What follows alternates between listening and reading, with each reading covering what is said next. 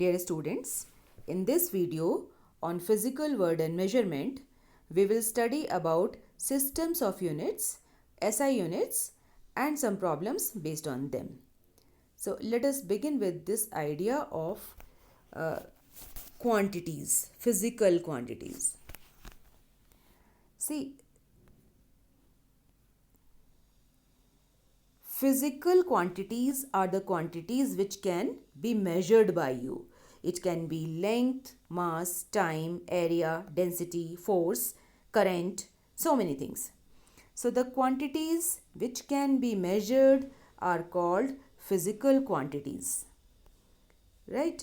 And then we have fundamental physical quantities. Now, the quantities which cannot be expressed in terms of other physical quantities are called fundamental physical quantities or base physical quantities. For example, length, mass and time. Like if you are measuring length of a body, then you are not concerned with its mass. Its mass can be anything. You are not bothered about the time. The length does not depend on any other thing, so it is fundamental physical quantity. Similarly, mass and time do not depend on other quantities. But then we have derived physical quantities which depend on fundamental physical quantities. So the physical quantities which can be expressed in terms of fundamental physical quantities are called derived quantities. For example, area, density, force, etc. Like if you have a rectangle, then its area is length into breadth. So area depends on length.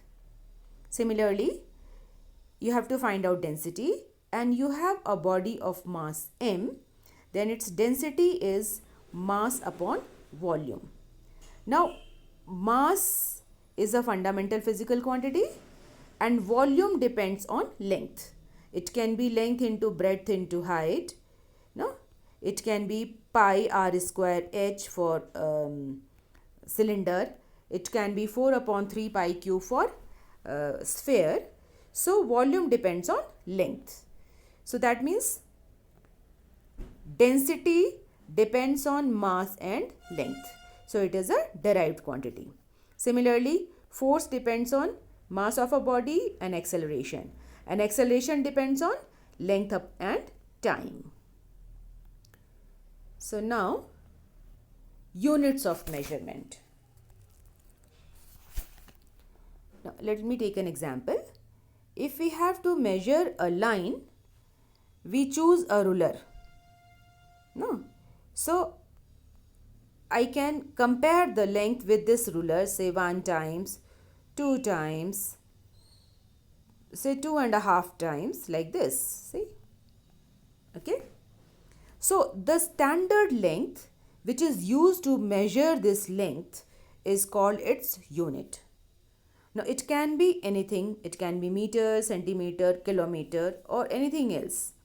So this is called unit of physical quantity.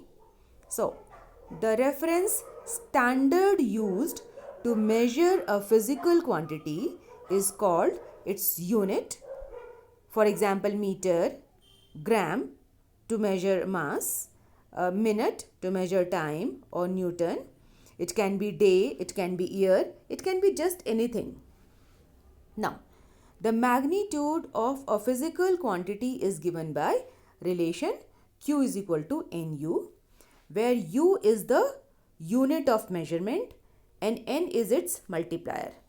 Like here, if this length is equal to 2.5 times, see 1, 2 and this is half of it, 2.5 times the length of this ruler. So this 2.5 is its multiplier and L is the unit. For example, a force of 5 Newton. So here 5 is N, its magnitude, and U is Newton, its unit. So I hope you understand the concept of unit. This is a standard unit. Now, systems of measurement. We have different systems of measurement, and some of them are MKS, where length is measured in meter, mass is measured in kilogram, and time is measured in second. Then we have CGS unit, where length is measured in centimeter. See here, this is small cm. We are very particular about the symbols. Like for kilogram, we use small kg. For meter, we use small m. For second, it is small s. So for centimeter, small cm with no gap between them. For mass, it is gram. For time, it is second. Then we have FPS system, where length is measured in foot, and foot is the 12-inch ruler that we use. Pound. Pound is normally not in use, but when you go to buy your cakes, you buy them in pound. And time is measured in seconds. And now we have a system which is internationally adopted, and it is basically extension of MKS system. So it is called International System of Units or SI units, and it has 7 base units, 7 fundamental units. For length, the SI unit is meter, symbol is small m. For mass, kilogram, small kg. For time, second, small s. For electric current, ampere, capital A. Thermodynamic temperature, Kelvin, capital K. For intensity of light or luminous intensity, which is brightness of light, it is candela, small cd. For amount of substance, it is mole or small mol. And then we have 2 supplementary units also. This is supplementary here. Plane angle, solid angle. For plane angle, the unit is radian and symbol is small rad. For solid angle, steradian, and symbol is small sr. You can see here. And now we are going to define these units. All these units are very well defined, and they can be produced anywhere, replicated anywhere in the world. So let me begin with meter. Definition of meter. The meter is the length of path travelled by light in vacuum during a time interval of 1 upon 299,792,458 of a second. That is 299,792,450th part of a second. Now you know that velocity of light in vacuum is 3 into 10 raised to the power 8 meter per second. See, this is the actual velocity and this is approximation. So this is the length covered by light in 1 second, right? So how much distance will be covered by light in 1 upon this much? That distance will be 1 meter. And velocity of light remains same everywhere in vacuum. So it is taken as standard, right? Now the next definition is definition of kilogram. Now the kilogram is equal to the mass of an international prototype of kilogram, which is a platinum iridium alloy cylinder kept at International Bureau of Weights and Measures at Severs near Paris in France.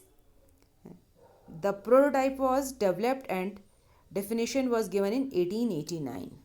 Now here we have a cylinder which is placed in Paris and its mass is considered as 1 kilogram, and its cloning is done its replica are placed in different places in the world. Like one we have in National Physical Laboratory at Delhi. Now, like for meter, we have a very standard unit, velocity of light, but for kilogram, so far we are not able to get any standard value, and it is very likely that we are going to change this definition in near future. So now let's define second, unit of time. The second is the duration of, oh, it's a very long one, 9,192,631,770 periods of the radiation corresponding to transition between the two hyperfine levels of ground state of the cesium-133 atom, and definition was given in 1967, and I'm very sure that you do not understand it right now. So it is easier way to understand is that if you have a cesium-133 atom, then the time in which it makes these many vibrations is called 1 second. You need not to cram these values, but you must understand the concept behind it. Now, ampere. Ampere is SI unit of current, and the ampere is that constant current which, if maintained in two straight parallel conductors of infinite length of negligible circular cross section and placed 1 meter apart in vacuum, would produce between these conductors a force equal to 2 into 10 raised to the power minus 7 Newton per meter. The definition was given in 1948. So the idea is simple. You have two long straight conductors. Both are carrying 1 ampere of current. They are placed at 1 meter distance, and the force acting between them is 2 into 10 raised to the power minus 7 Newton per meter. So I hope you understand the definition, and you will understand it better later when you study about it. Kelvin. Kelvin is SI unit of temperature. So far you must have used degree Celsius or Fahrenheit, but SI unit is Kelvin. Okay, so let us see. The Kelvin is the fraction 1 upon 273.16 of thermodynamic temperature of the triple point of water. Definition given in 1967. So it is like triple point of water is a temperature which is very close to 0 degree Celsius. It is 0.01 degree Celsius. Right? And at this temperature and normal pressure, when you have an ice slab, it will be in a solid state. A part of it will melt, so it will be in liquid state, and you can also see the frost rising over it. You must have noticed such frost. So at this temperature, all these three states, solid, liquid, gas, they are in equilibrium, and that is called triple point of water. Right? Now 1 upon 273.16 fraction of this temperature is called Kelvin. You will understand it better later when you study thermodynamics. Candela. It is measuring intensity of any bright thing. It can be a bulb or a star or anything. Now supposing you have a bulb here. Now it is giving out light in the form of waves, right? Now the candela is the luminous intensity in a given direction of a source that emits monochromatic radiation. Monochromatic means of a single color. Chrome means color, mono means single. So, monochromatic radiation of frequency 540 into 10 raised to the power 12 hertz. So, it is nearly yellow color. So, it is basically, this is yellow color. And that has a radiant intensity in that direction of 1 upon 683 watts per radian. The definition was given in 1979. So, you may not remember all these values, that's okay, but you must understand the concept.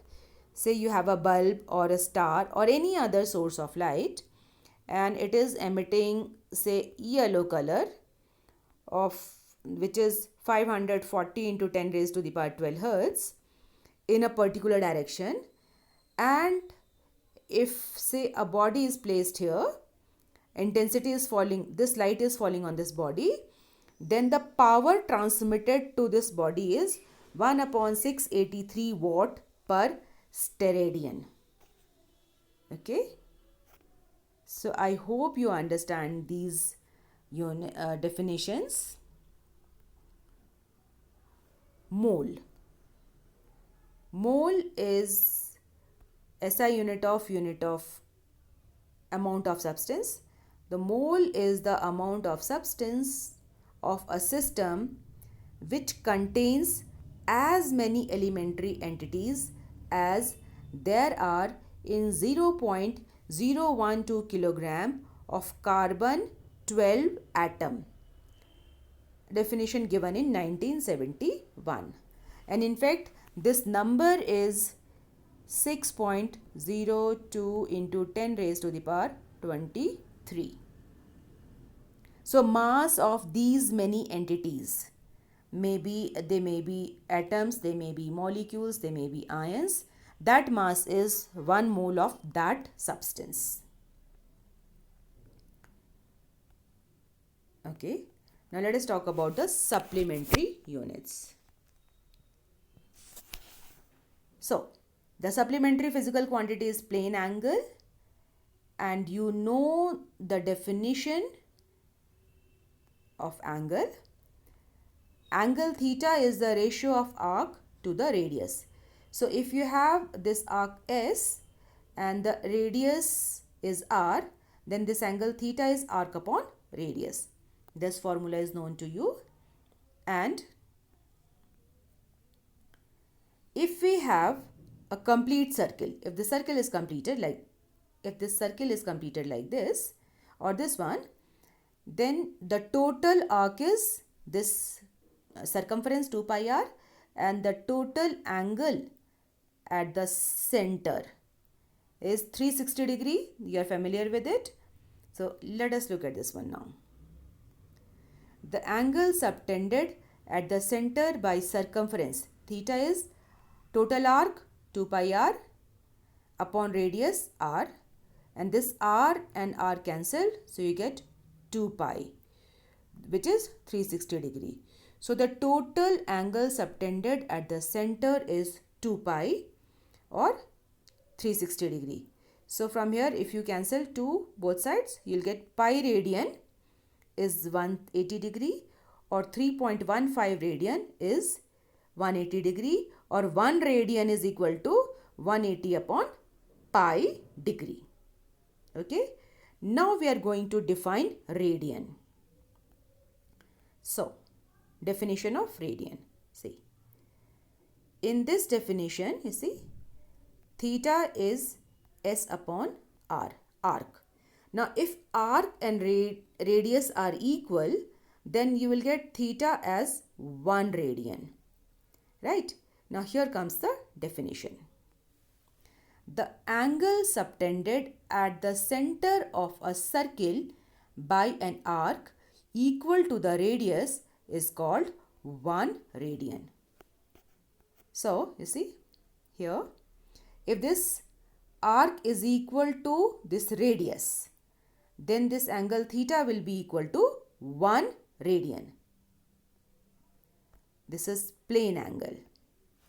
And now we will talk about solid angle. Another supplementary unit, solid angle. Now you just think of a cone. See, here we have a sphere, and we have this circular area on the surface of a sphere, and all the points of this circle are connected, are joined to the center, and then you will get a cone. So this angle at the cone is called solid angle, right? And how do we define it? See, solid angle represented by omega. This symbol is called omega.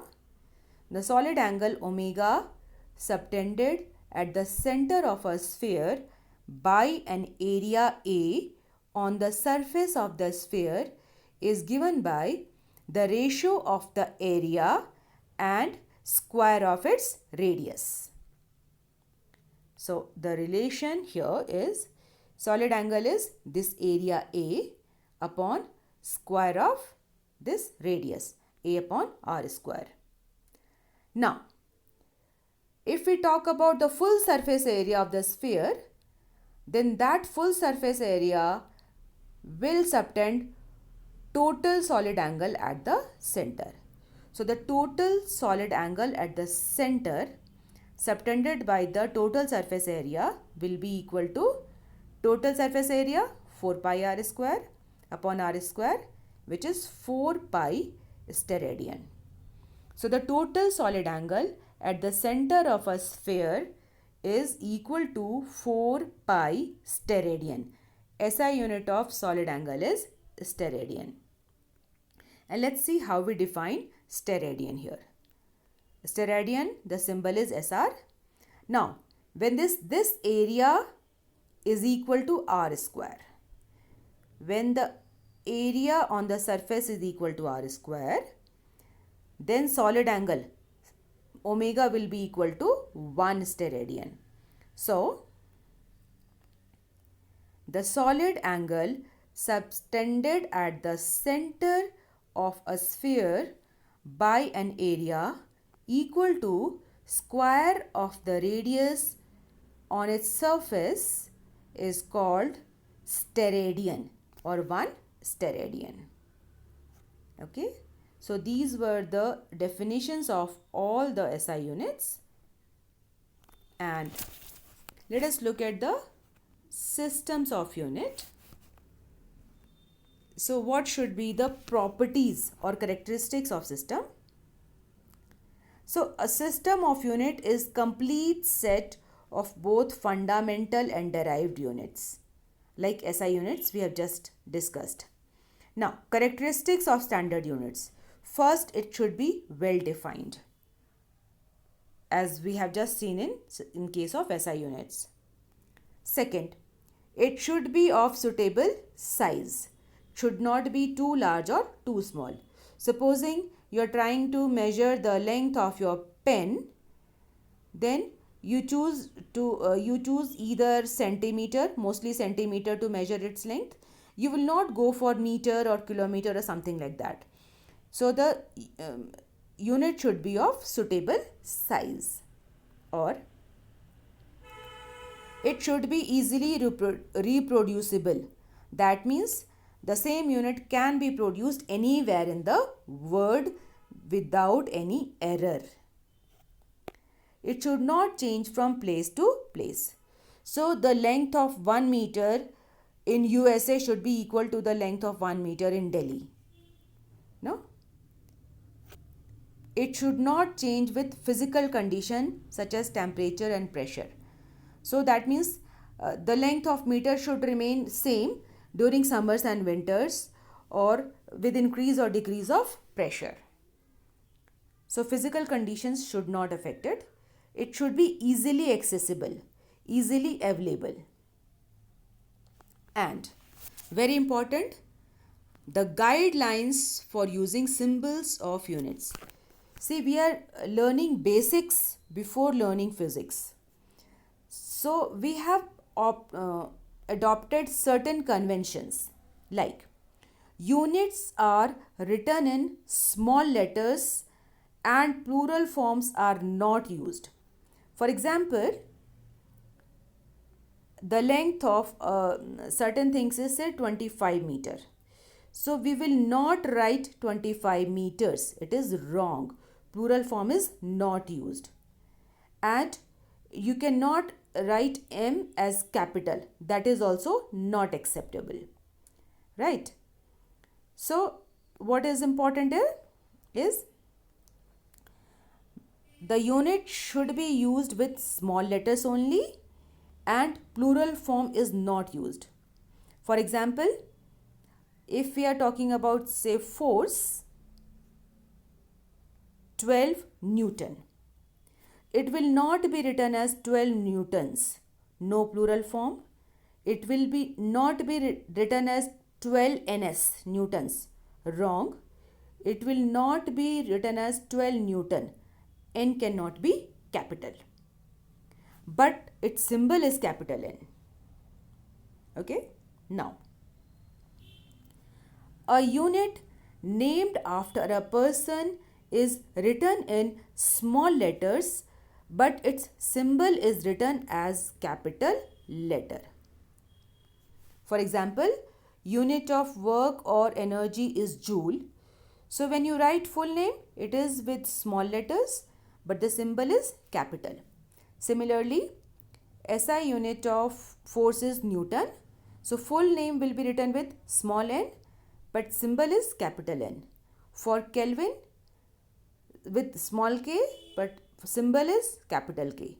Similarly for ampere, full name with small and symbol is capital. And here we have an exception also. Exception of this rule is liter.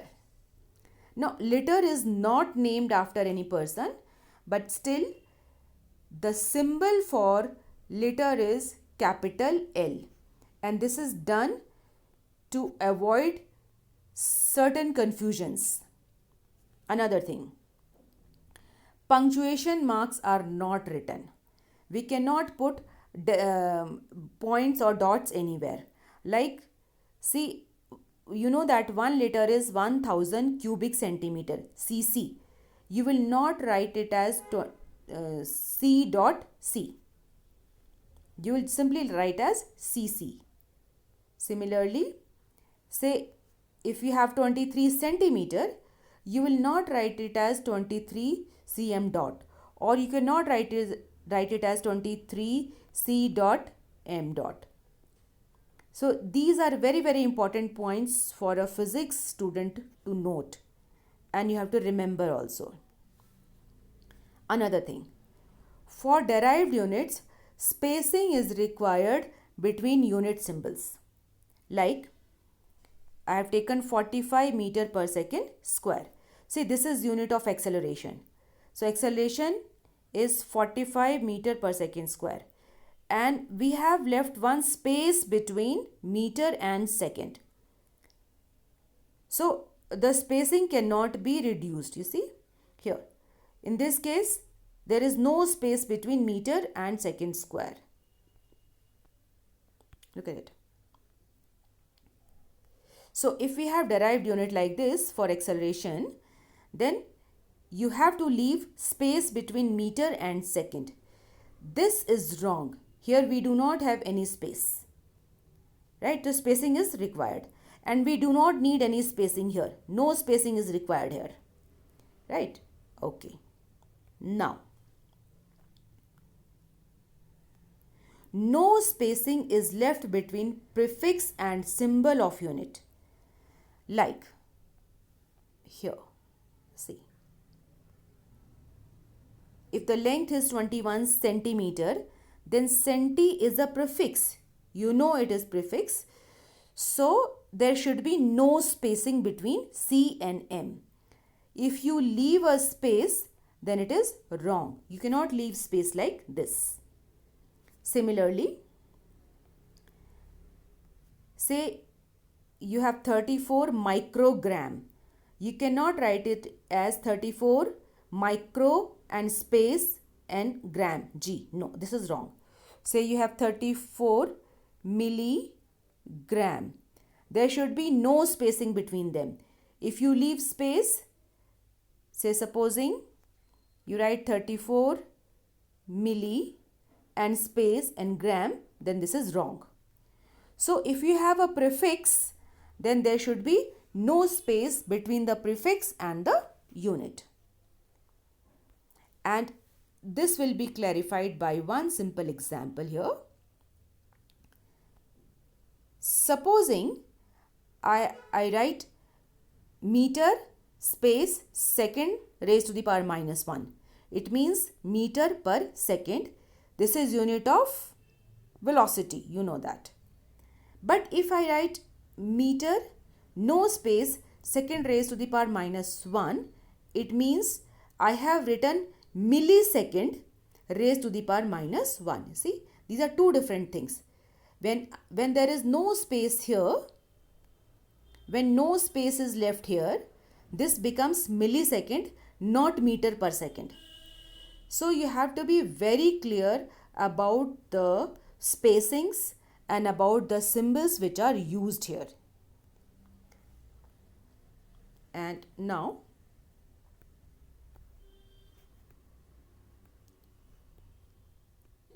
an example for writing for finding out fundamental units. So here there's a problem.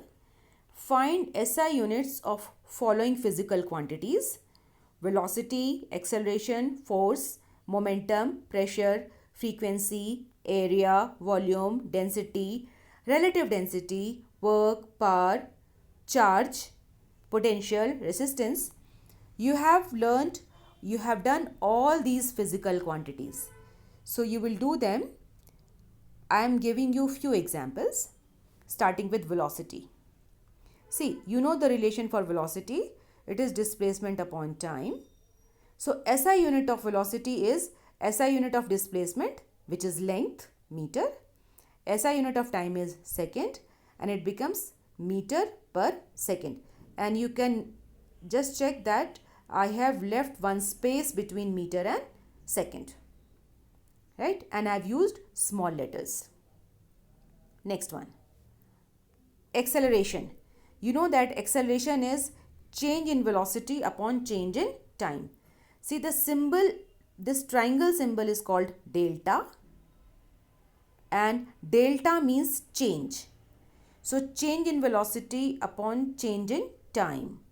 So the SI unit of acceleration is unit of velocity, we have just found out, meter per second, upon unit of time, which is second. And when you take this second to the numerator, this power will become, the power of second will become second raised to the power minus 2. So the unit of SI unit of acceleration is meter per second square, and just see the spacing between meter and second. And now SI unit for force. You are familiar with this formula, F is equal to ma. So SI unit of force is unit of mass. SI unit of mass is kilogram. SI unit of acceleration is meter per second square, we just found out. So this is equal to kilogram meter second raised to the power minus 2. Now this is SI unit of force in terms of base units, but we have given another name to this unit, and that name is Newton. So 1 kilogram meter second raised to the power minus 2 is equal to 1 Newton. Just see, there is no space between 1 and Newton, and I have written Newton starting with small n, and the symbol is capital N, right? So we have an alternative derived unit for this one. Similarly, you can find out derived unit of all these units, all these physical quantities. Thank you, students. I hope you understood the basic concepts of measurement. Thank you.